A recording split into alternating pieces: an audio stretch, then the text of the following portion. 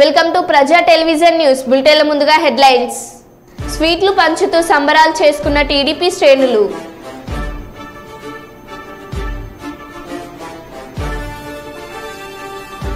కడియం కావ్య విజయంతో సంబరాలు జరుపుకున్న కాంగ్రెస్ శ్రేణులు.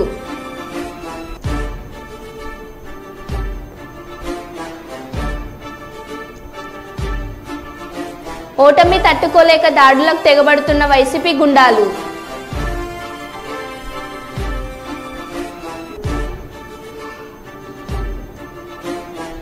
పాలకుర్తి ప్రజలకు రుణపడి ఉంటాం, పాలకుర్తి ఎమ్మెల్యే యశస్విన్ రెడ్డి.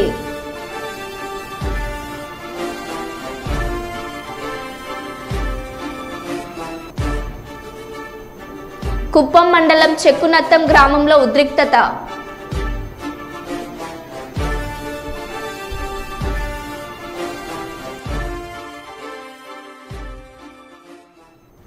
ఇక వివరాల్లోకి వెళ్తే, వరంగల్ పార్లమెంట్ కాంగ్రెస్ పార్టీ అభ్యర్థి కడియం కావ్య భారీ మెజార్టీతో విజయం సాధించగా దేవరుపల మండల కేంద్రంలోని జనగామ సూర్యాపేట రహదారి చౌరస్తాలో దేవరుపల మండల కాంగ్రెస్ పార్టీ అధ్యక్షులు నల్ల శ్రీరాములు ఆధ్వర్యంలో టపాసులు పేల్చి ఆనందంతో రంగులు చల్లుకొని కిలోమీటర్ మేర డీజే పాటలకు స్టెప్పులు వేస్తూ సంబరాలు జరుపుకున్న దేవరుపల మండల కాంగ్రెస్ పార్టీ శ్రేణులు.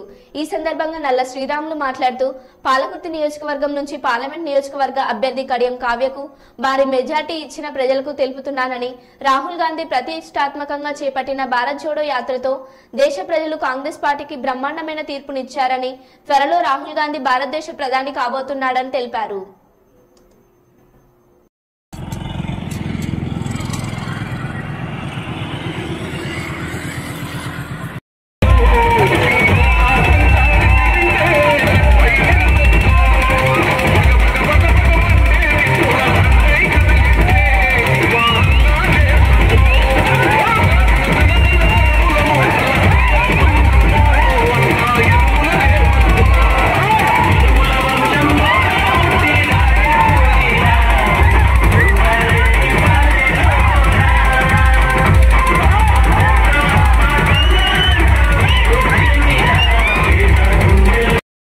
నమ్మకంతో ప్రాంతంలో ఉన్నటువంటి మా ఎమ్మెల్యే యశస్విని రెడ్డి గారి దూకుడును, అదేవిధంగా మా యొక్క నాయకురాలి ప్రోత్సాహం ఝాన్సీ రెడ్డి గారి ప్రోత్సాహంతో పాలకుర్తి ప్రజలు మాపై నమ్మకంతో 56,000 మెజార్టీ ఇచ్చినందుకు వారికి ప్రత్యేక ధన్యవాదాలు తెలియజేస్తున్నాం. అదేవిధంగా మతాల మధ్య కులాల మధ్య శిక్షలు పెట్టి దేశంలో ఉన్నటువంటి వ్యవస్థను విచ్ఛిన్నం చేస్తున్నటువంటి సందర్భంలో మా రాహుల్ గాంధీ అయినటువంటి మా కాంగ్రెస్ పార్టీ అధినేత వారు భారత్ జోడో అనే ఒక కార్యక్రమాన్ని చేపట్టి భారతదేశంలో ఉన్న కులాలను మతాలను ఐక్యత చేసినటువంటి ఘనత మా రాహుల్ గాంధీ గారిది. అదేవిధంగా మా పై నమ్మకం ఉంచి ఇన్ని మెజార్టీగా మాకు మద్దతు పలికినటువంటి రాష్ట్రాలకు, అదేవిధంగా మా కార్యకర్తలకు అందరికీ హృదయపూర్వక ధన్యవాదాలు తెలియజేస్తూ, ఈ విధంగా రానున్నటువంటి భావి ప్రధానమంత్రి మా రాహుల్ గాంధీని అతి త్వరలోనే ప్రధానమంత్రిగా చూస్తామని ఆశిస్తూ ఈ అవకాశం పెద్దలకు ధన్యవాదాలు. ముద్రగడ్డ పద్మనాభం మాట్లాడుతూ, ఎన్నికల్లో ఓడిపోతే పేరు మార్చుకుంటానని సవాల్ చేశాను, ఓడిపోయాను పేరు మార్చుకుంటున్నానని అన్నారు. నమస్కారం అండి. ఈ మధ్య జరిగిన ఎన్నికల్లో పరాజయం జగన్మోహన్ రెడ్డి గారికి వచ్చింది. కానీ వారు కోట్లాది రూపాయలు సంక్షేమ కార్యక్రమాలు పేదవారికి ఆక్సిజన్ ముఖ్యమంత్రి ఎవరంటే జగన్మోహన్ రెడ్డి గారు. దేశంలో ఇటువంటి పథకాలు పెట్టిన ఏ ముఖ్యమంత్రి కూడా సాహసించలేదు. అటువంటి సాహసం మా జగన్మోహన్ రెడ్డి గారు చేశారండి. కానీ ప్రజలు ఎందుకు రిసీవ్ చేసుకోలేదు అనేది నా ప్రశ్న. సంక్షేమం కన్నా అభివృద్ధి మీద ఇంట్రెస్టా, లేకపోతే వీరు పెట్టిన సంక్షేమ పథకాలను మించిపోయి ఎదుటి పార్టీ వారు పెట్టడం వల్ల అటు మొగ్గారా అన్నది పెద్ద ప్రశ్న అండి. సంక్షేమ పథకాలకి ప్రజలు ఓటైనప్పుడు రాబోయే రోజుల్లో ఏ ముఖ్యమంత్రి కూడా సంక్షేమ పథకాల జోలికి వెళ్లకుండా ఉండే వాతావరణం ప్రజలు కల్పించారని అనుకుంటా ఉన్నాను. అయినా కూటమి నాయకులు గెలిచినందుకు వారందరికీ శుభాకాంక్షలు తెలియజేస్తా ఉన్నాను. గతంలో పవన్ కళ్యాణ్ గారి గురించి నేను సవాలు విసిరానండి. పిఠాపురంలో ఓడించి పంపకపోతే నా పేరు మార్చుకుంటాను పద్మనాభరెడ్డిగా అని చెప్పడం జరిగిందండి. ఓటమి చెందాను. అన్న మాట ప్రకారంగా నా పేరు పద్మనాభరెడ్డిగా మార్చమని చెప్పేసి గెజిట్ పబ్లికేషన్ కోసం పేపర్స్ అన్నీ రెడీ చేసుకున్నానండి. రేపు ఇంట్లో పూర్తిగా నింపి పేరు మార్పు కోసం దరఖాస్తు చేస్తానండి. ఆల్రెడీ అన్నీ ఫిలప్ అయిపోయి ఇంకా తర్వాత ఉంటే చూసుకుని వారు మీద విసిరిన సవాల్కి నేను ఓటమి చెందాను కాబట్టి చెందితే పద్మనాభరెడ్డిగా మార్చుకుంటానని చెప్పి అన్నాను కాబట్టి ఆ మాటకి నేను కట్టుబడి ఉన్నాను. అయ్యా ఆ ప్రకారంగా పద్మనాభరెడ్డిగా మార్చమని గెజెట్ పబ్లికేషన్లో ఎంటర్ చేయమని అడుగుతానండి. గెజెట్ పబ్లికేషన్ అయిన తర్వాత మళ్ళా మీకు ప్రెస్కి ఆ నమోదైన పేరు పేపర్స్ మీకు ఇస్తానండి. మాటికి ప్రతి ఒక్కరూ ఉప్మా పద్మనాభం అంటున్నారండి. అంటే నేను ఉప్మా కాఫీ మరే చేయటం తప్పన్నట్టుగా లేదంటే చాలా చీప్గా వారి దృష్టిలో ఉందో నాకు తెలియట్లేదు. ఉప్మా పద్మనాభం అనే వారిని నేను మీరు ఎవరైతే ప్రేమిస్తున్నారో వారి చేత రోజు పలావులు పెట్టించండి. పవన్ కళ్యాణ్గా వారిని తయారు చేయండి. అంతేగా నన్ను మాటికి ఉప్మా పద్మనాభం అని అవమానించాలని ప్రయత్నం చేస్తూ ఉన్నారు. మా తండ్రిగా తాతగా దగ్గరించి కూడా ఇంటికి వచ్చిన వారికి మరే చేయటం మాకు అలవాటు. ఆ అలవాటుని తప్పుగా మీరు బోతలు చూపిస్తూ ఉన్నారు. మీ ఇళ్ళకి వచ్చినప్పుడు మీరు టిఫిన్ కాఫీ పెట్టరా? అది కూడా చులకంగా మేము అంటే మీ పరిస్థితి ఏంటి? పిఠాపురం నియోజకవర్గంలో ఘన విజయం సాధించిన జనసేన అధినేత పవన్ కళ్యాణ్ కు తన నివాసంలో హారతి పట్టి వీర తిలకం దిద్దిన పవన్ కళ్యాణ్ సతీమణి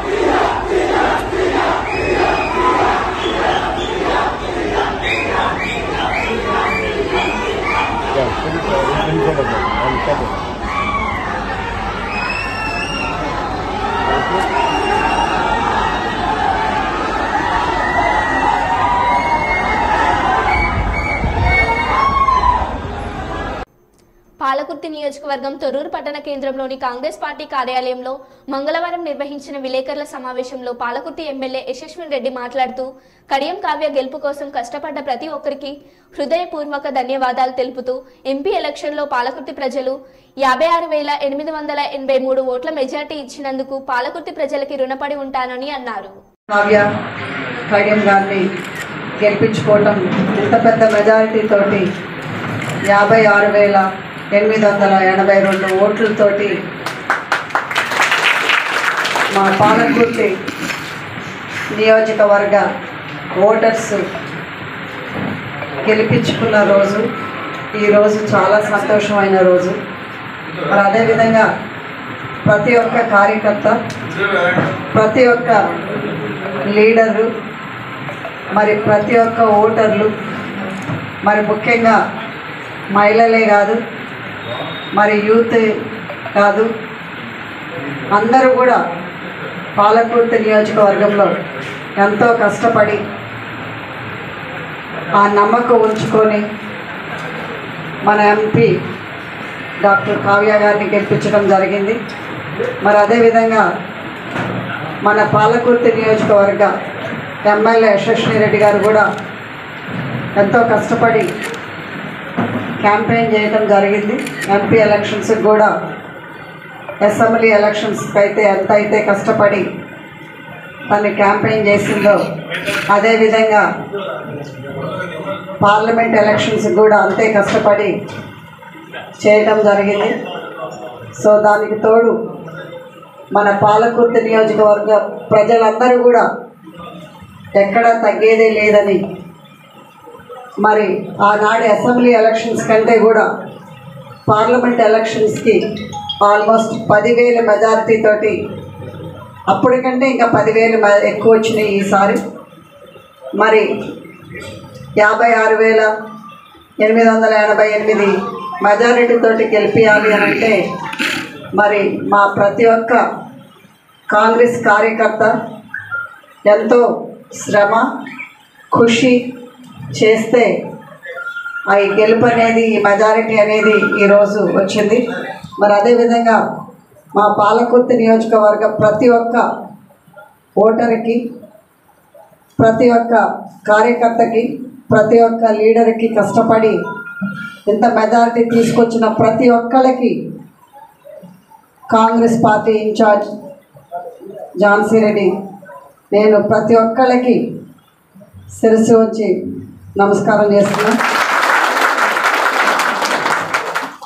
మరి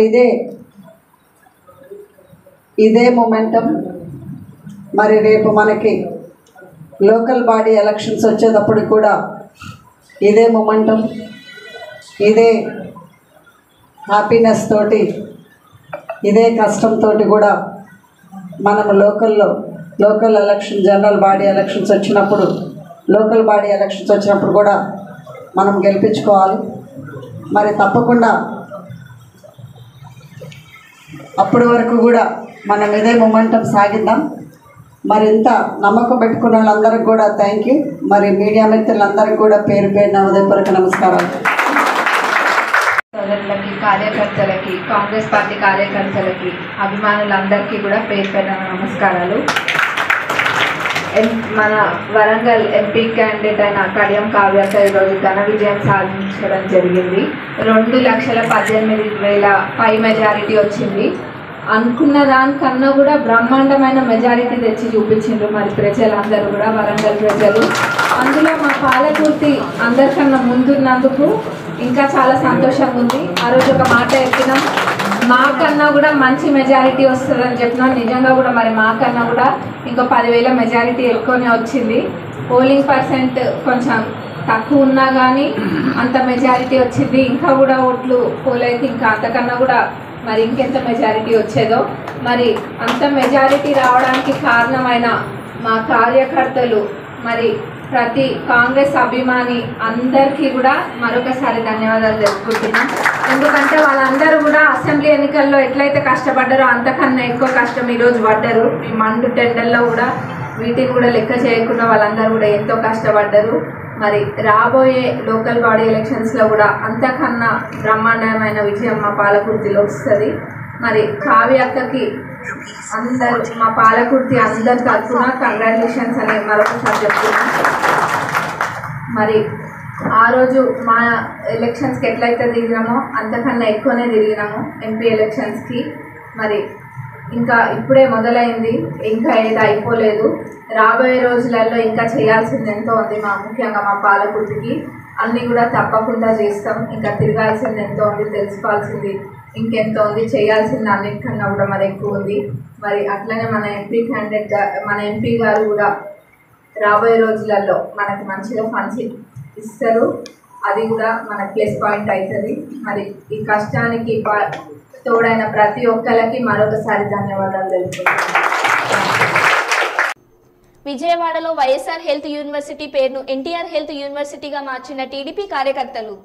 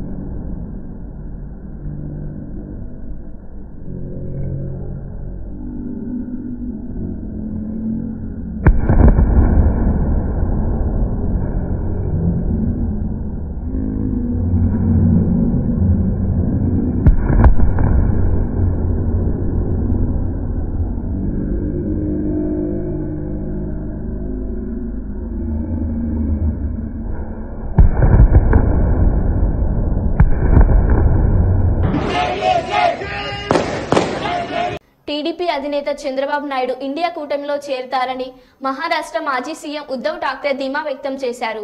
బీజేపీ వేధింపులకు గురైన వారంతా తమతో వస్తారని, నాయుడిని కూడా మోదీ ప్రభుత్వం వేధించినట్లు పేర్కొన్నారు. ఈ రోజు జరిగే ఇండియా కూటమి సమావేశం తర్వాత తమ ప్రధానమంత్రి అభ్యర్థిని ప్రకటిస్తామని తెలిపారు. जैसे मैंने अभी अभी कहा कि जिस दिन हमारा गठबंधन हुआ इंडिया, उसी वक्त हम सारे लोगों ने तय किया था कि किसी व्यक्ति को लेकर नहीं, लेकिन ये जो तानाशाही है देश में, उसको खत्म करना चाहिए, देश का संविधान बचाना चाहिए। फिर चाहे सब मिलकर प्रधानमंत्री का उम्मीदवार हम तय कर सकते हैं और मुझे लगता है कि कल वो हो जाएगा। नंबर किस जो काफी कम है, ऐसे में क्या टीडीपी जेडीयू अन्य दल है, जो भी लोग इनसे त्रस्त है वो सारे लोग हमारे साथ आएंगे, सारे देशभक्त हमारे साथ आएंगे। चंद्रबाबू जी भी, उनको भी बहुत परेशान किया है बीजेपी गवर्नमेंट ने। सारे लोग जिनको भी तकलीफ दी है, परेशान किया है, वो सारे लोग हमारे साथ आएंगे। తన తండ్రితో పాటు 22 మంది కుటుంబ సభ్యులు ఓటేస్తే తనకు కేవలం 4 ఓట్లే పడ్డాయని ప్రజాశాంతి పార్టీ అధినేత కేఏ పాల్ ఆవేదన వ్యక్తం చేశారు. సీసీటీవీలను ఏర్పాటు చేయలేదని, తనకు వచ్చే 5 లక్షల ఓట్లు ఏమయ్యాయని, తన కుటుంబ సభ్యులు ఓట్లు ఎక్కడికెళ్లాయని ప్రశ్నించారు. ఈ దరిద్రపు ఎన్నికలు అక్కర్లేదని, తనకు 8 చోట్ల 0 ఓట్లు పడ్డాయని చెప్పారు. దీనిపై కోర్టుకెళ్తానంటూ ఆయన మీడియా ఎదుట గోడు వెళ్లబోసుకున్నారు. ఇక్కడ మీ మీడియా మిత్రులు పిలిచారు, ఎలక్షన్ ఎలాగుందని. నేను క్యాండిడేట్ ని ఇక్కడ 235 బూత్ లో మా ఫాదరు, నా బ్రదరు, నా సిస్టరు, 22 మంది ఫ్యామిలీ మెంబర్ రిలేటివ్స్ ఓట్లు వేశారు. 4 ఓట్లు వచ్చాయి అక్కడ మురళీనగర్ లో. అర్థమైందా రాజ్యం ఎలాగుందో? ఇప్పుడైనా అర్థం చేసుకోండి. చంద్రబాబు నాయుడు గారు లాంటి పెద్ద లీడరే 52 రోజులు జైల్లోకి వెళ్ళబోసారు. బయటకు వచ్చి పవన్ కళ్యాణ్ మాటలు ఒప్పుకొని సరెండర్ అవ్వాల్సిన పరిస్థితి. చంద్రబాబు నాయుడు గారు ముఖ్యమంత్రిని చేసింది 1995 లో. అప్పుడు ఎమ్మెల్యే మోదీ గారు, నితీష్ కుమార్ ఏంటి, నవీన్ పట్నాయక్ ఏంటి, ఒక కేజ్రీవాల్ సరెండర్ అవ్వకపోతే లోపల జైలుకి వెళ్ళాడు. ఇప్పుడు సీఎం రమేష్ కనకాపల్లో 50,000 మెజారిటీ అట. బీజేపీ 8లో 6 సీట్లట, జనసేన 21లో 19 సీట్లట. ఇంకెందుకు ఎలక్షన్? ఇప్పుడే నేను కలెక్టర్ గారితో సంతకం తీసుకొని వచ్చాను. ఆయన పెట్టనంటే గొడవ పెట్టుకొని మీరు ఎక్నాలజ్మెంట్ తీసుకోండి అని. ఇదిగోండి సంతకం. ఏమని డిమాండ్ చేశాను? కోర్టు ఆర్డర్ ఉంది 23-30ని. ఏమని? మీరు సీసీటీవీ లింక్ లాస్ట్ టైం ఎందుకు ఇచ్చారు క్యాండిడేట్లకి, ఇప్పుడు ఎందుకు ఇవ్వలేదు? ఇప్పుడు అర్థమైంది ఎందుకు ఇవ్వలేదు. సీసీటీవీ కెమెరాలు వెనకన ఎందుకు పెట్టలేదు, చుట్టూ ఎందుకు పెట్టలేదు? ఎందుకు కారణం? నాకు పడిన లక్షల ఓట్లు పోని యూత్ నిరుద్యోగులు 2 లక్షలు, క్రిస్టియన్స్ 2 లక్షలు, 3.5 లక్షలు, బడుగు బలహీన వర్గాలు 2 లక్షలు ఏమయ్యాయి అంటే పోనీ నా ఫాదరు, నా సిస్టరు, నా బ్రదర్లా, నా ఫ్యామిలీ మెంబర్స్ 235 బూత్లో వేసిన ఓట్లు. ఆ రోజు నన్ను పోలీస్ శ్రీకాంత్ 15 నిమిషాలు హెరాస్ చేసి ఆపారు సిఐ పోలీసు. ఇంత దరిద్రం ఎలక్షన్స్ ఇంకనవసరం. చైనా లాగే, రష్యా లాగే మోదీ గారు టోటల్ గా ఆయనే లైఫ్ లాంగ్ డిక్లేర్ చేసుకోవడం బెటర్. ప్రైమ్ మినిస్టర్ గా, ప్రెసిడెంట్ గా ఇంక ఎలక్షన్స్ అని పాటించని అవసరం లేదు. ఆర్ఓ గారు సంతకం పెట్టారు, గాజువాక ఆర్ఓ గారు సంతకం పెట్టారు. నేనేం కోరాను, బూత్ లో ఒక్కొక్క దగ్గర ఓటే పడలేదు నాకు. అది కూడా గాజువాక స్టీల్ ప్లాంట్ అమ్మకాన్ని ఆపాను. 2,34,000 మేము లీడ్ లో ఉన్నామని ఈవెన్ ఆఫీసర్స్ కూడా చెప్పారు. అక్కడ 1, 2, 3, 8 ప్లేసుల్లో 0. ఆ కాంగ్రెస్ క్యాండిడేట్ ఆశ్చర్యపోతున్నాడు, సార్ మీకేంటి ఎలగోట్లు వస్తున్నాయని. ఎందుకంటే మీరే లీడ్ లో ఉన్నారు, మీకు భరత్కే ఫైట్, టీడీపీకి వైసీపీ పక్కన పెట్టిందని. అలాంటిది ఇంక ఎలక్షన్స్ ఎందుకు, అందుకనే బాయ్కట్ చేసాం, బయటకు వచ్చాం, కౌంటింగ్ ఆపమన్నాను, పోలింగ్ రీపోలింగ్ పెట్టమన్నాను. Honourable high court already case pending ఉంది, June 6 హియరింగ్. అక్కడ నేను ఫ్యాక్ట్స్ ప్రజెంట్ చేస్తాను. వెబ్ లింక్ ఎందుకు ఇవ్వలేదు మాకు తెలిసిపోద్దని. మొత్తం ఈవీఎంస్ రిప్లేస్ అయ్యాయి, చైనా రష్యన్ చిప్ ఉందని. ఇక్కడ పెద్ద క్యాండిడేట్ ఎవరైతే లీడ్ లో ఉన్నారో ఆయన నెంబర్ 2 చెప్పారు, పేరు చెప్పను. కానీ ఇప్పుడు ఇంకెందుకు ఎలక్షన్స్? అయితే మోదీకి సరెండర్ అయితే, నేను మొన్నే చెప్పాను కదా 300తో మళ్ళీ మోదీ ప్రైమ్ మినిస్టర్ అవుతారు. ఎలాగవుతారో చెప్తానన్నాను. 200 అరౌండ్ ఇండియా వస్తుందని నేను చెప్పినట్టే జరుగుతున్నాయి. ఇక్కడ కూటమికి మాత్రం ఇంత ఘోరంగా ఓట్లు ఏం చేసుకుంటారు, ఈవీఎం రిప్లేస్ చేస్తారని ఊహించలేదు. మునుగోడులాగా మాకు ఇక్కడ ఓట్లు, నేను పుట్టినూరు పెరుగునూరు, 1000 కోట్లు దానం చేసిన నేను ఇంత అవినీతి ఎలక్షన్ అని రుజువులతో నేను పెట్టాను కోర్టులో. కొన్ని బూతుల్లో ఒక్కోటి రాలా, అది ప్రాబ్లం. 22 మంది మా ఫ్యామిలీ మెంబర్ ఓట్లు వేస్తే అవి కనబట్టలేదు. మురళీనగర్ అది చూసారా, రౌండ్ లో ఎవడైనా నమ్ముతాడు ఇది? మణిపూర్ ఘటన 3.5 లక్షల కోట్లు క్రిస్టియన్ ముస్లిం ఓటేశారు. టీడీపీ బీజేపీతో కలిసినందుకు ఎవరు వేయరు, అది మీకు తెలుసు. మరి ఎవరికి వేశారు? మళ్ళా రీపోలింగ్ పెట్టాలి. పవన్ కళ్యాణ్ ఎందుకు సరెండర్ అయిపోయాడు? ఆయనకు కూడా ఓట్లు పడవనే. అంతవరకు ఎందుకు? చిరంజీవి 2009లో ఒంటరిగా నిలబడ్డాడు, 18% వచ్చింది. రెండోసారి నిలబడ్డాడు కాంగ్రెస్ తో, 0.5% వచ్చింది. నాకు ఇప్పుడు 1% ఇస్తున్నారు.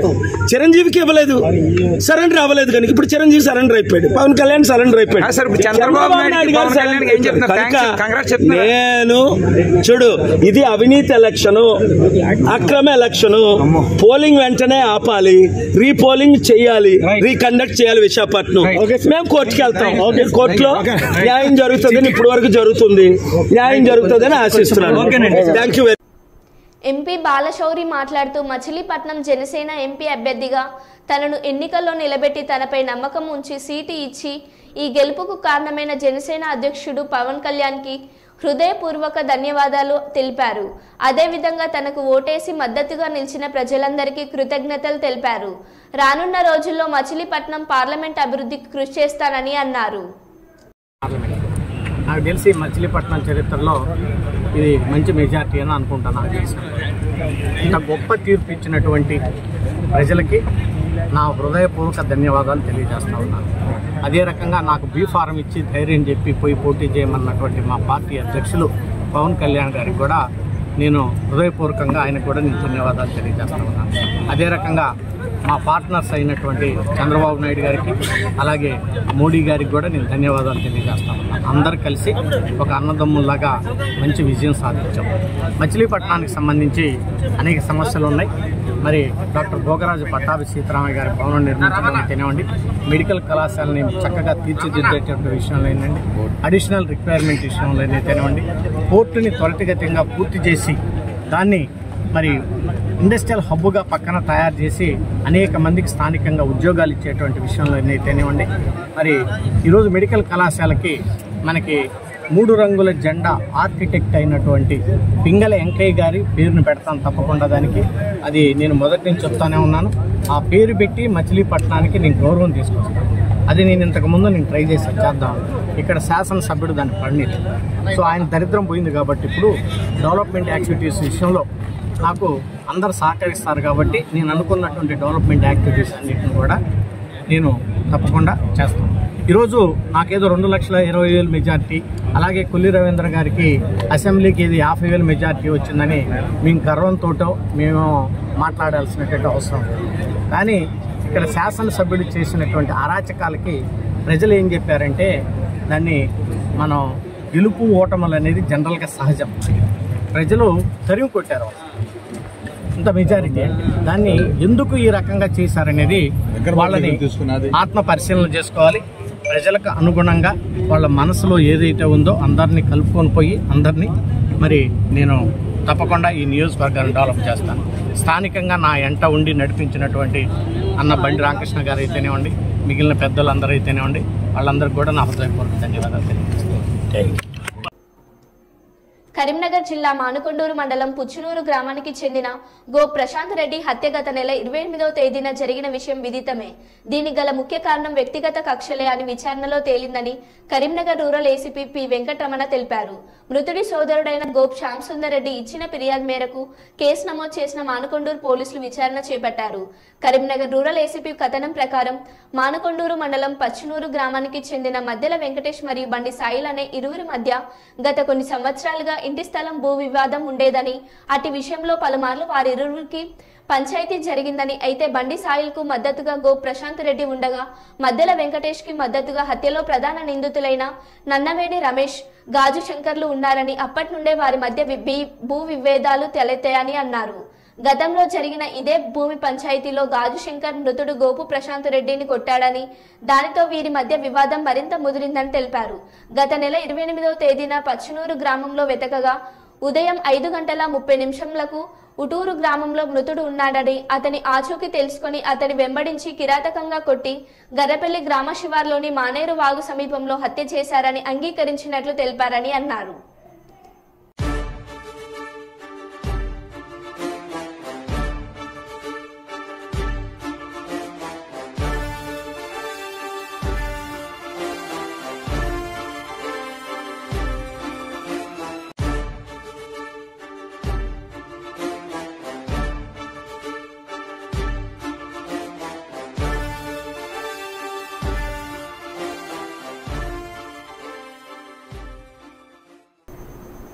మరో బులెటిన్లో మళ్ళీ కలుద్దాం. Stay tune.